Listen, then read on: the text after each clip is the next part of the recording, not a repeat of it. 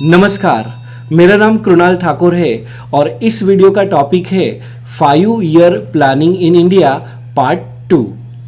तो इस वीडियो में हम सबसे पहले थर्ड 5 ईयर प्लानिंग की बात करेंगे। हमारे देश में थर्ड 5 ईयर प्लानिंग 1961 से 1966 तक चला था। इस प्लान का ड्राफ्ट सुखमयी चक्रवर्ती और प्रोफेसर सैडी ने बनाया था। इस प्लानिंग का मेन एम था to make economy independent and to reach self active take off position. ये जो इकोनॉमी को अपने आप में एक निर्भर बनाना, आत्मनिर्भर बनाना, ये प्रोफेसर गाडगिल का विजन था। इसीलिए इस योजना को हम गाडगिल योजना भी कहते हैं। इसके बाद अगर देखा जाए तो पहली योजना में एग्रीकल्चर को हमने मेन ऑब्जेक्टिव रखा था। दूसरी योजना में हमने इंडस्ट्री को मेन ऑब्जेक्टिव रखा था, लेकिन इस तीसरी योजना में हमने एग्रीकल्चर और इंडस्ट्री दोनों को प्रायोरिटी लिस्ट में रखा है, मतलब दोनों को प्राथमिकता दी है। इसी योजना के अंदर बोकारो स्टील प्लांट की 1964 में एस्टैब्लिशमेंट होता है। Severe drought in 100 years occurred in 1965 to 1966। कहने का मतलब है कि इसी प्लान के दौरान भारत में भूखमरी आई, भारत में सूखा पड़ा, भारत में बारिश ही नहीं गिरी, तो एग्रीकल्चर का प्रोडक्शन ही नहीं हुआ, तो इसीलिए फेमाइन की सिचुएशन क्रिएट हो गई। अब इसी प्लानिंग के दौरान 1962 में चाइना के साथ भारत का युद्ध हुआ एंड देन 1964-65 में पाकिस्तान के साथ भारत का युद्ध हुआ। तो भारत सूखे से लड़ रहा था, भारत ने चीन से युद्ध लड़ा, भारत ने पाकिस्तान के साथ युद्ध लड़ा। तो यहाँ पे बहुत सारी लड़ाई लड़ने के कारण भारत की इकोनॉमिक कंडीशन यहाँ पे वीक हो चुकी थी। 1966 में जून के महीने में भारत का जो रुपया था उसका डीवैल्यूएशन किया गया। तो डीवैल्यूएशन यहाँ पे नोट करने वाली बात है कि डीवैल्यूएशन पहली बार भारत में 1949 में किया गया था। टारगेट रखा था, ग्रोथ रेट का टारगेट था 5.6% जो अचीव करना था, लेकिन एक्चुअली में अचीव कितना हुआ तो ओनली 2.72% का ग्रोथ रेट ही अचीव हुआ।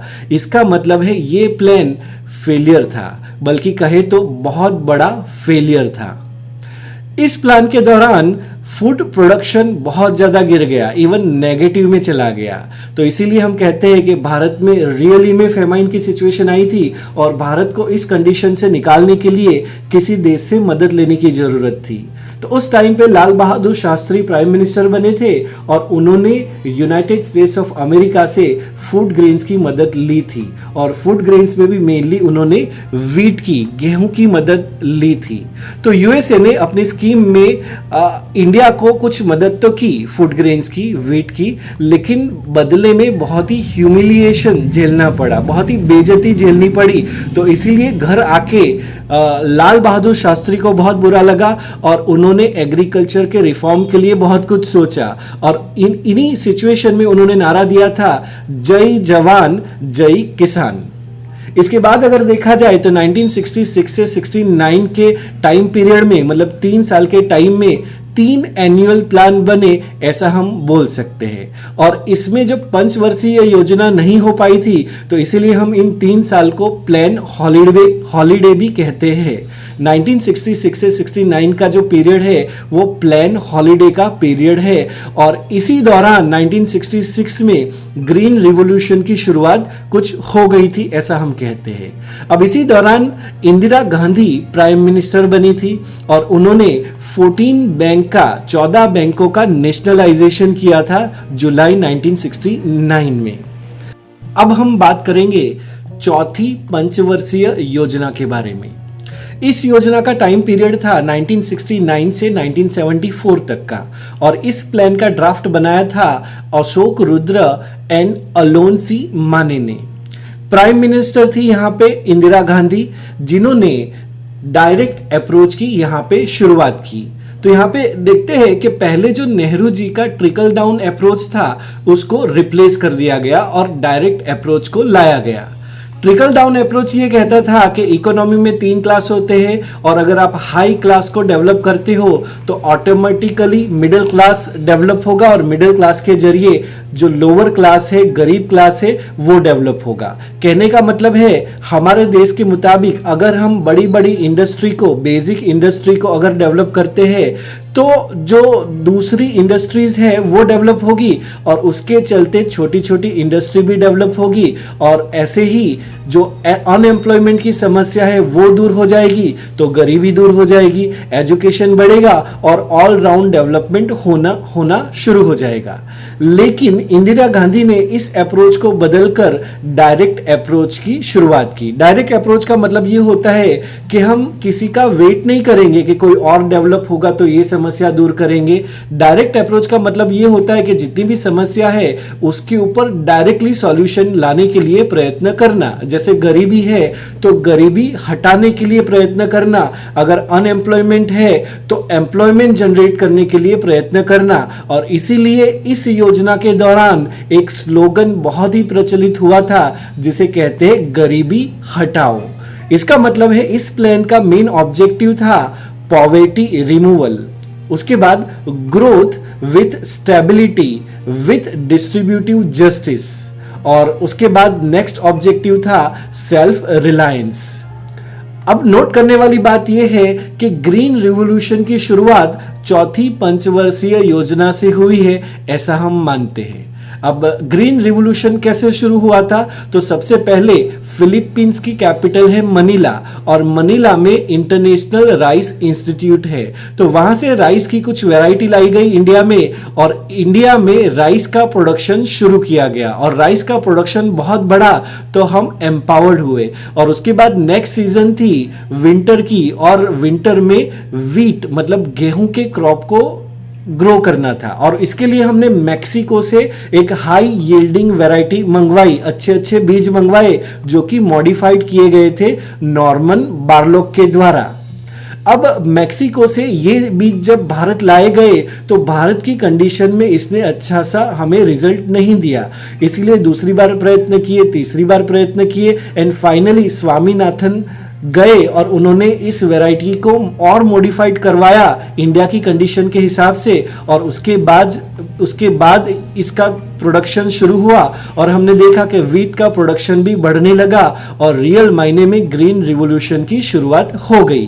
तो अगर सवाल आता है कि who is the father of green revolution, तो हम बोलते हैं Norman Borlaug is considered to be the father of green revolution. लेकिन अगर आपको पूछे कि who is father of Indian green revolution, तो आंसर है Swaminathan is considered to be the father of Indian revolution.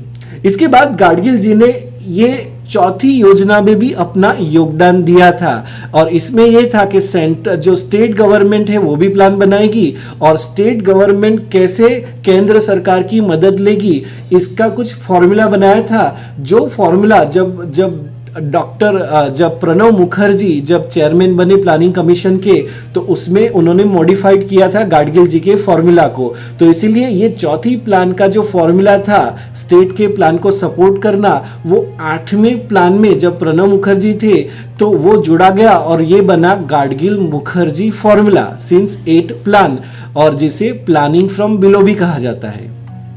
उसके बाद हम देखें को रियली कौन से ईयर में गरीबी हटाओ का नारा आया था, तो हम बोल सकते हैं 1971 के इलेक्शन में गरीबी हटाओ का नारा आया था। और यहाँ पे एक महत्वपूर्ण बात है कि इस प्लानिंग में चौथी पंचवर्षीय योजना में प्रीवी पर्सिस की योजना को एबोलिश कर दिया गया था। अब ये प्रीवी पर्सिस क्या होता है, तो उसको जानने के लिए हम जानेंगे कि भारत जब आज़ाद हुआ तो बहुत सारे रजवाड़े थे, लगभग 500 से भी ज़्यादा रजवाड़े थे और उन सबको जोड़ के भारत को एक यूनियन बनाना था। तो इसीलिए हमारी सरकार ने ये स्कीम दी थी कि जो भी रजवाड़ा भारत में इंटीग्रेट होगा उसको बदले में हर रेगुलर इंटरवल में पेमेंट दिया जाएगा, जिसे प्रीवी पर्सिस की योजना कहते थे। लेकिन चौथी पंचवर्षीय योजना के समय दरमियान हमने इस योजना प्रीवी पर्स की योजना को खत्म कर दिया। इसका मतलब है नाउ ऑनवर्ड्स जो भी रजवाड़ाओं की फैमिली होगी उनको पेमेंट नहीं जाएगा। इसके बाद 1971 में जो ईस्ट पाकिस्तान था वो बांग्लादेश बना। मतलब बांग्लादेश में प्रॉब्लम शुरू हुई थी और वहां के रेफ्यूजी भाग भाग के भारत की बाउंड्री के अंदर आते थे। तो ये रेफ्यूजी की प्रॉब्लम्स बहुत ज़्यादा हुई थी और उसके बाद हम देखते हैं कि पाकिस्तान के साथ भी इंडिया का युद्ध हुआ था। चौथी पंचवर्षीय योजना का टारगेट 5.7% का रखा गया था, लेकिन एक्चुअली में 2.05% का टारगेट ही अचीव किया गया था। इसका मतलब है ये चौथी पंचवर्षीय योजना भी फेल हुई थी, असफल हुई थी। तो इसके साथ ही हम तीसरी और चौथी पंचवर्षीय योजना को यहाँ पे कंप्लीट करते हैं। इसके बाद नेक्स्ट वीडियो का हमारा टॉपिक होगा पांचवी और छठी पंचवर्षीय योजना। तो ये वीडियो अगर आपको पसंद आया हो तो प्लीज इसे लाइक, शेयर और सब्सक्राइब जरूर कीजिएगा। ये वीडियो देखने के लिए आपका धन्यवाद। Thank you.